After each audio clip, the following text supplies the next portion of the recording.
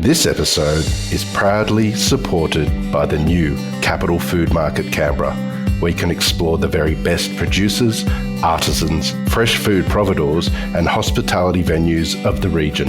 Here's Jared Deaton from 3 Mills Bakery. Well, I think that's the beating heart of the city. You always sort of travel and remember going to, markets and see what the culture's all about. So it was sort of only natural for us to really want to be a part of the new Capital Food Market.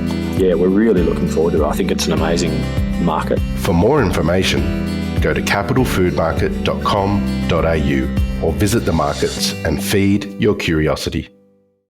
It's crabbing. I always say I've been so blessed to get to do what I love. Crab now 22 years. I've been crabbing, for fun since I was 12 years old, and I haven't gotten bored of it. This is Fishtales, a seafood podcast. I'm John Susman. Chesapeake Bay, located on the east coast of the United States, is renowned for its blue crab fishery, a vital industry that has sustained local communities and become a cultural hallmark. The blue crab, scientifically known as the Calanectes sapidus, which translates to beautiful savoury swimmer, is not just a regional delicacy, but also an essential component of the bay's ecosystem. Chesapeake Bay is the largest estuary in the United States, stretching approximately 200 miles from the Susquehanna River in the north to the Atlantic Ocean in the south. It has an average depth of around 6 metres, with the deepest point reaching around 25 metres. The blue crab fishery is deeply interwoven with the history and culture of the Chesapeake Bay area. It supports a significant part of the local economy, providing employment and income for thousands of people involved in crabbing, processing, and related industries. The Chesapeake Bay blue crab is celebrated for its sweet, tender meat and is a staple in the local cuisine, featured in dishes like crab cakes, crab soups, and the famous Maryland crab feast. Meet CJ Canby, a dynamic next-generation Chesapeake Bay blue fisherman. Born and bred on the bay, CJ blends time-honoured techniques with modern sustainability practices, ensuring the legacy and vitality of this iconic trade. His dedication not only champions a local tradition, but also stewards the bay's ecological future. CJ Canby, captain of the FV Miss Paula. So I'm located just below Baltimore in Maryland. Baltimore is the biggest city in Maryland. It's not the capital, but it's the biggest city.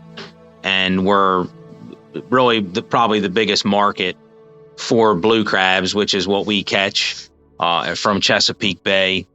I specifically fish blue crabs using crab pots.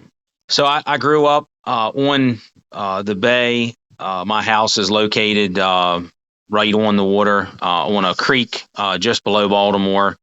And so I had access to the water at a young age, and always enjoyed fishing and crabbing with my dad and his cousin, and started young with my own boat and started catching crabs to sell to neighbors and things like that when I was young, and just kind of always had an interest in it.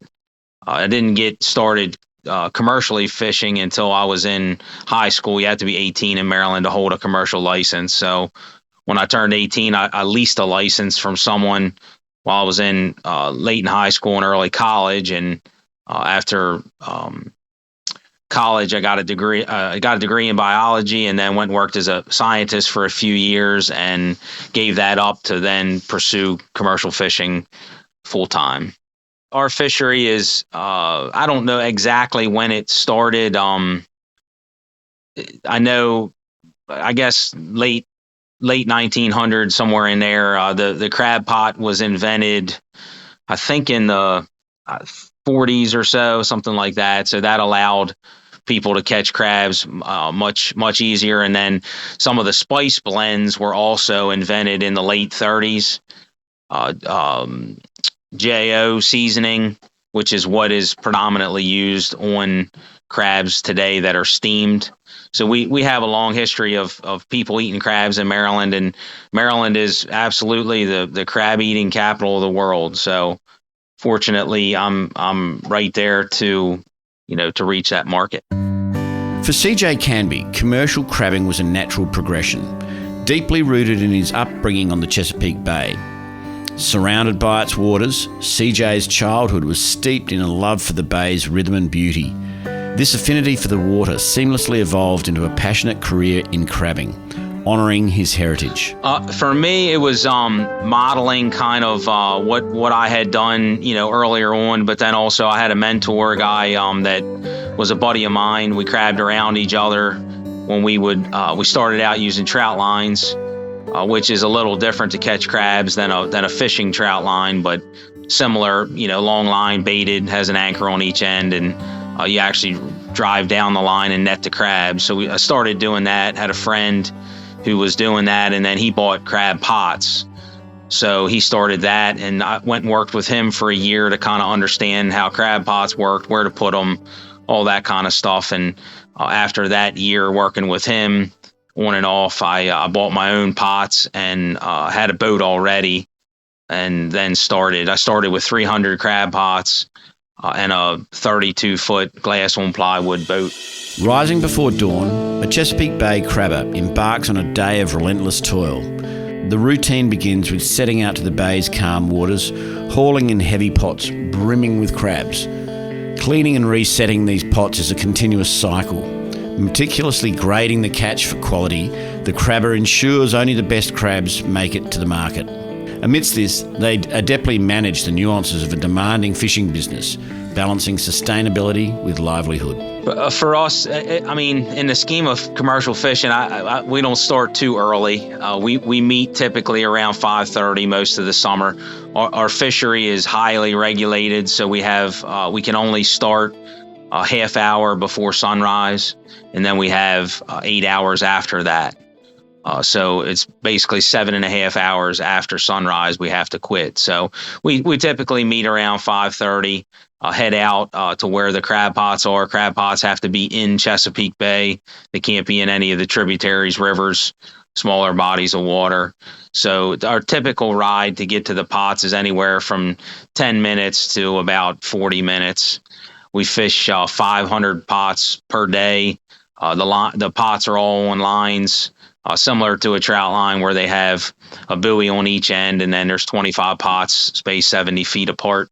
So we go pick the buoy up, pull the line up. We have a hydraulic winder system that pulls the line in, and I pull the pots into the boat, hand them to a guy who empties the crabs out, dips them into hot water tank that kills all the algae and growth.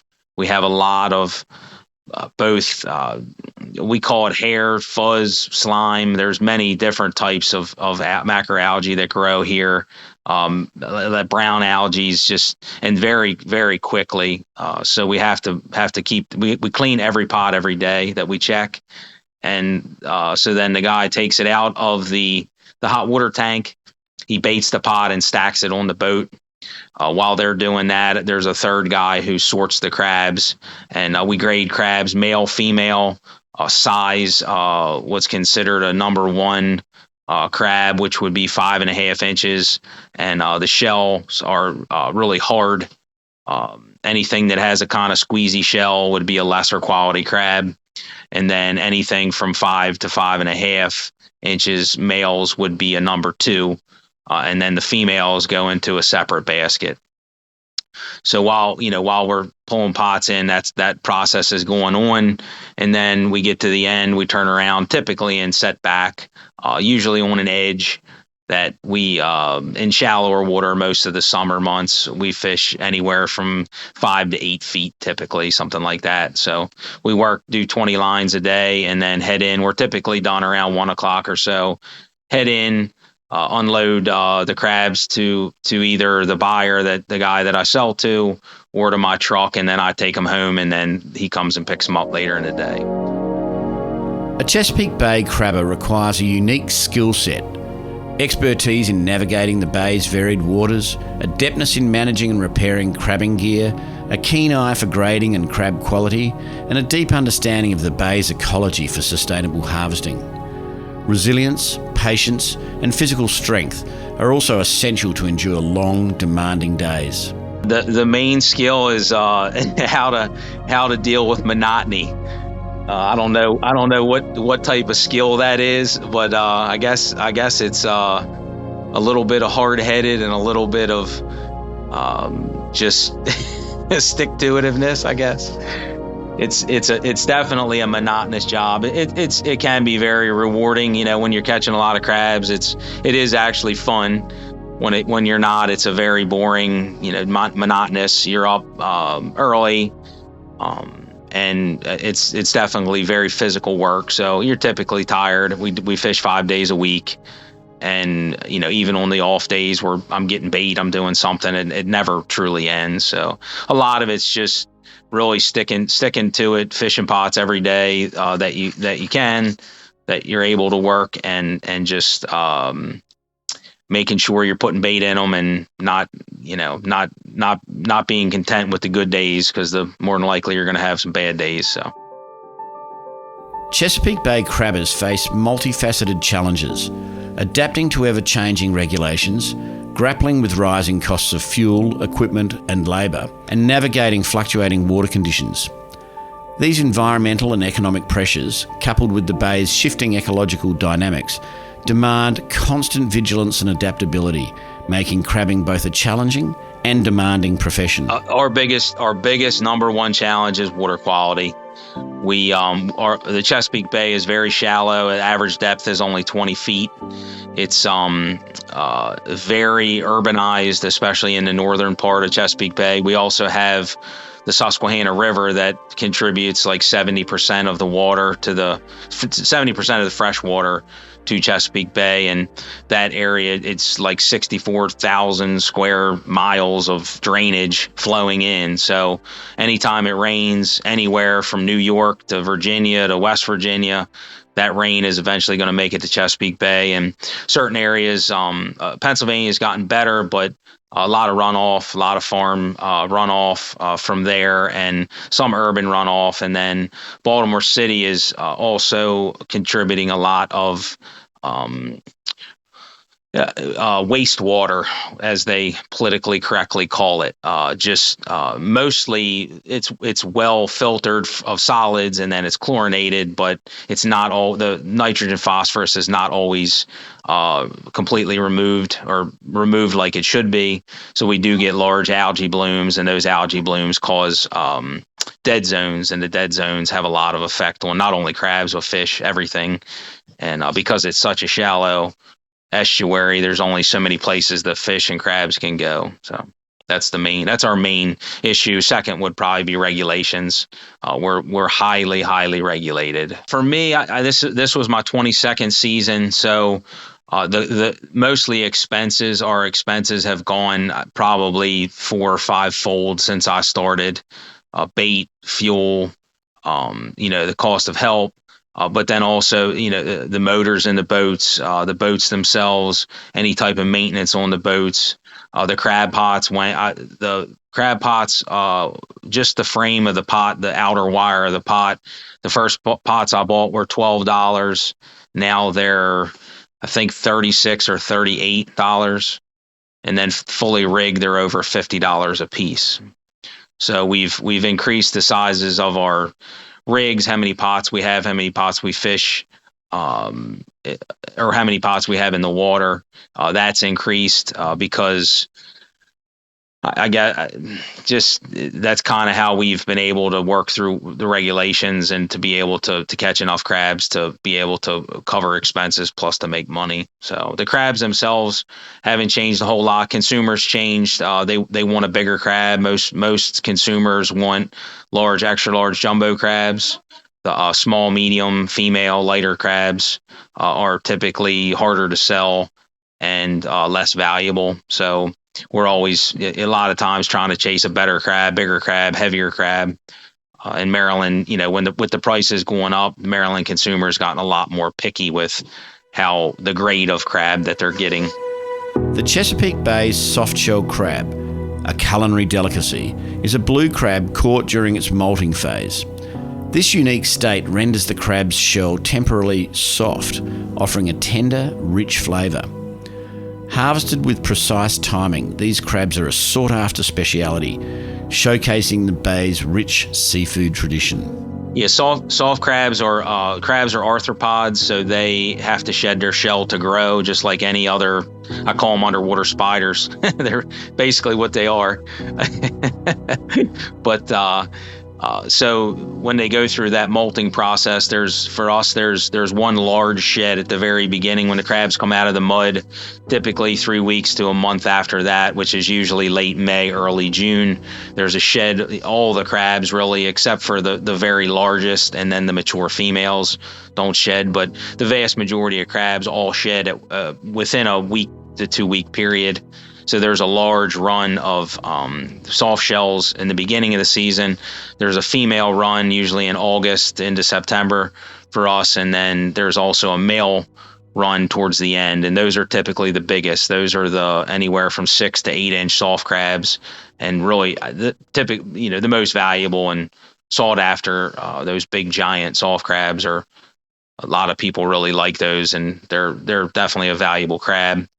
Soft crabs are the most valuable for me. We catch them typically as a peeler crab, which is a crab that's within a few days of shedding its shell. We'll take and sort those separate on the boat, and then I'll bring those crabs home and put them into tanks. I have a closed system, so I have oyster shells and some lava rock, and that's as a biological filter. And then I have, I think it's 7 tables or tanks, or there's different names for them, but they circulate water in those. The living filter sorts or helps to reduce ammonia, nitrates, all that. It processes those so the crabs can shed successfully. And we check those soft crabs 3 times a day. Once when I get up in the morning, once in the middle of the day, and then once in the evening. And my wife helps tremendously with that. She does a lot of the soft crab work and keeping track of that and checking them and dealing with the soft crabs. She's a great asset. Soft crabs are either sold live or frozen. They have to be within. They can't be too soft. If they're too soft, they kind of just smush them on themselves, and they can't be too firm, or they're not good. They're crunchy to eat, or they kind of poke you when you eat them. So there's a very short window. They can only be about 6 to 8 hours, something like that, in the water after they've shed, to where they're still soft enough to sell.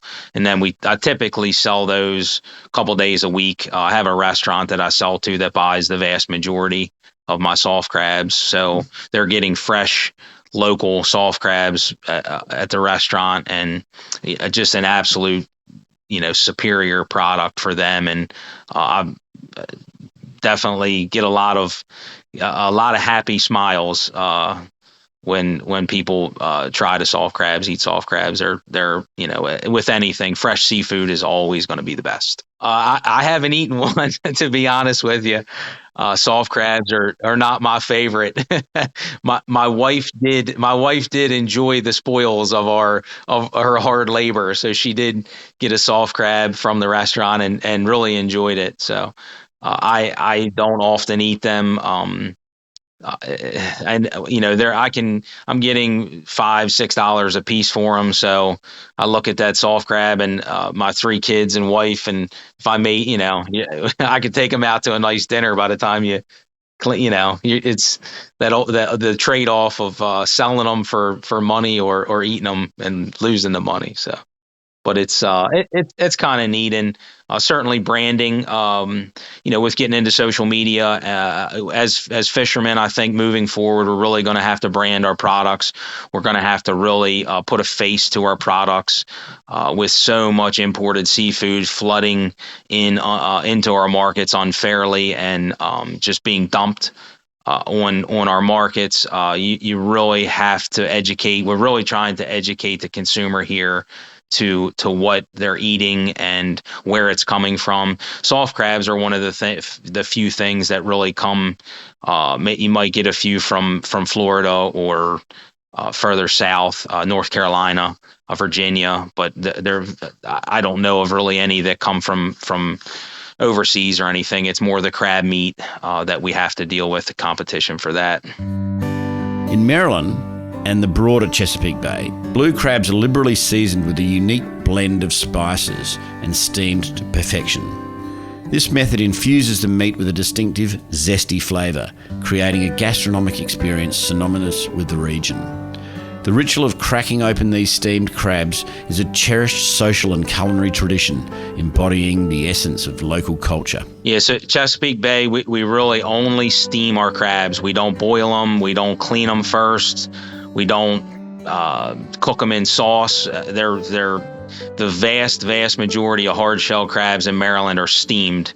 So they're typically dry steamed, which is a boiler system set up, and it's run into a stainless steel pot, and that steam then cooks the crabs, and the crabs themselves would be seasoned with JO spice, JO number 2 spice, and then served hot directly, onto a table, and then they're picked out by people, eating the crabs that way. The way that the steamed crab works, everybody in the South typically boils their crabs, so all that juice and seasoning gets into the meat. So what we're doing is when you open the crabs, because they're seasoned on the outside, you have all that seasoning on your hands, and as you're eating those pieces of meat out of the crab, the seasoning transfers from your hand to the meat, and it's really the perfect amount of seasoning to eat that meat with. And that's really it. It's very, very basic. Steamed crabs, dump them out on the table. It's usually a social event. Lots of people sit around, eat crabs, tell stories, have a few beers with it, and that's how many summer nights are spent, in Maryland. Holidays are spent in Maryland. In the fishing industry, while competition is inherent, a strong sense of collegiality prevails. Fishermen often share a deep camaraderie forged by mutual respect for the sea and shared challenges. This bond leads to an exchange of knowledge, resources and support in times of need, creating a community that values cooperation as much as healthy competition, ensuring the industry's resilience and sustainability. So right in my area, the guy that I started crabbing with, a buddy of mine, he had other guys that worked with him that also started fishing. Luke McFadden, he's the internet sensation, Captain Balmer we call him. He got started with me, worked with me for a year right out of high school, and I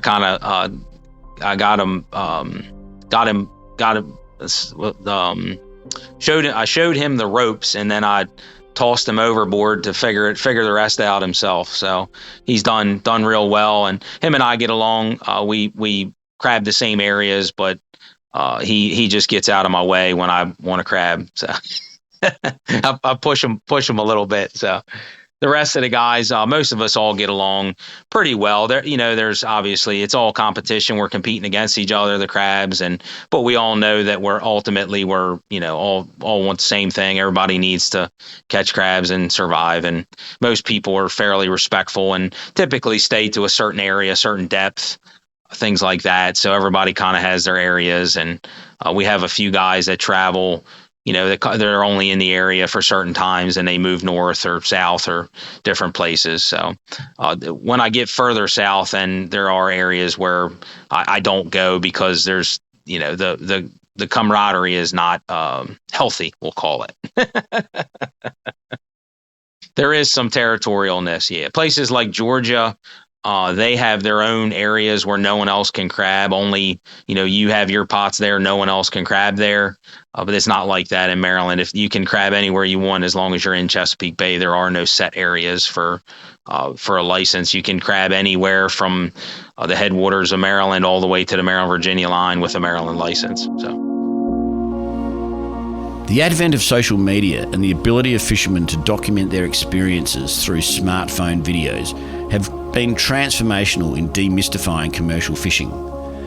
These platforms provide an authentic glimpse into the rigours and rewards of the trade, bridging the gap between consumers and the source of their seafood. By sharing their daily realities, triumphs and challenges, fishermen have fostered a greater appreciation and understanding of their profession among the wider public, enhancing the visibility and understanding of this vital industry. The fishing itself, I think really only in the last handful of years, as social media's presence has kind of started to educate people. A lot of people have no idea how the crabs are caught, where they come from, what it takes to catch crabs. That's a lot of what I got started doing with social media. I got tired of answering so many questions. I just started making videos, and I could tell people to just go watch the videos. It was easier. But people are very curious when they know, they find out you're a crabber, and they want to know. They ask you a million questions, and I've had people from all demographics of life. Famous people are just as, enamored with it as the regular, every average Joe. I mean, it's you kind of become a celebrity because of it, just what you do. It's an interesting kind of dynamic there, how it works. And the fishermen themselves, I think, the crabs themselves are really the highlight. That's what people are really, they really enjoy, and what really makes Maryland, I think. For the next generation of commercial fishermen, challenges like resource sustainability, technological advancements and regulatory complexities loom large. Fostering new entrants into the fishery is crucial. It ensures not just the trade's continuity, but also the infusion of fresh perspectives and innovative approaches needed to navigate and sustain this age-old yet ever-evolving industry. A lot of what is changing is the average age for watermen is steadily increasing. It's in most fisheries, and really in the United States, the average age of a fisherman is in their 50s. Very few younger guys getting into the fisheries. So I think guys like Luke are really going to have a monopoly on the crabs and what prices and things like that, because there's just really less and less people doing it because of the cost. The costs have really, the costs have not allowed young fishermen to get into the fishery unless you're taking over a fishery from, a relative or a friend or, someone you work with, something like that. It's very difficult to get into the fishery and get established just because of the costs of it. So I think the crabs will always be there. It'll be the amount of fishermen left to catch them, really. Fishermen are privileged with a front row seat to nature's marvels in their daily routine. From witnessing the serene beauty of sunrises over calm waters to encountering diverse marine wildlife, their unique vantage point offers a profound connection with the natural world. These experiences not only enrich their lives but also deepen their understanding and respect for their marine ecosystem. Crabbing, we work in. It's for the bay. It's a decent sized boat. So as far as high seas tails, very few days are too rough to work. The boats are big and capable, and so not many harrowing stories of high seas, but have really gotten to see some cool creatures over the years, from leucistic crabs, all the different types of growths on them, different multiple claws, different types of shell structures, different types of fish, different seahorses. We get to see dolphins now. That's a new thing the last 5 or 6 years. Bottlenose dolphins started to come into the bay. So those are neat. I always enjoy seeing them. I guess more of what we catch is always interesting. You really never know what you're going to catch, and always content to post about on social media. So, for many fishers, running a successful, sustainable fishing business transcends mere occupation. It's a deep-seated passion. This commitment goes beyond the day-to-day chores of fishing. It embodies a dedication to preserving marine ecosystems and ensuring future generations can also experience the bounty of the sea. It's a true labour of love, rooted in respect for nature and community. It's crabbing. I always say I've been so blessed to get to do what I love. I've crabbed now 22 years. I've been crabbing for fun since I was 12 years old, and I haven't gotten bored of it. I enjoy doing it. It's been lucrative at times for me. I've been able to support my family. Now I'm down to where I really only crab, and that's all. I'm able to make a living crabbing for about 6 months out of the year. So I'm blessed to do that and enjoy the work. It's definitely labor intensive and monotonous at times, but it's very rewarding. And I've got to see, This is more Fishtales, a sunrises seafood than podcast. and probably in a season Deep in the than Weeds production. most people see in a I'm lifetime. John Susman. So, really, Follow pretty us cool stuff. on And Instagram I do love what I do, so I'm blessed. I always say I hope my kids can do something. I doubt that they'll become crabbers. Who knows? They're young. Stay tuned still, for more tales from beneath I the hope they're surface of the blessed to get seafood to do world what they every like Friday to do, on or your make lots and podcast lots app. of money so they can pay to do what they want to do and have fun. So most days are I would say are enjoyable. They're fun. I have a good crew. I've had a good crew now for a couple of years, and through the years I've had good crews. So when you have good guys working around you, it certainly makes it an enjoyable experience. CJ Canby epitomises the heart and soul of the Chesapeake Bay blue crab fishery, a cornerstone of the region's culinary and cultural identity. As a dedicated crabber, CJ not only upholds a rich family tradition, but also champions sustainable practices vital for the fishery's future. His work ensures the continued availability of this iconic delicacy, crucial to the local cuisine and economy. CJ's role in this vibrant industry symbolises its significance in preserving the region's heritage and gastronomic future.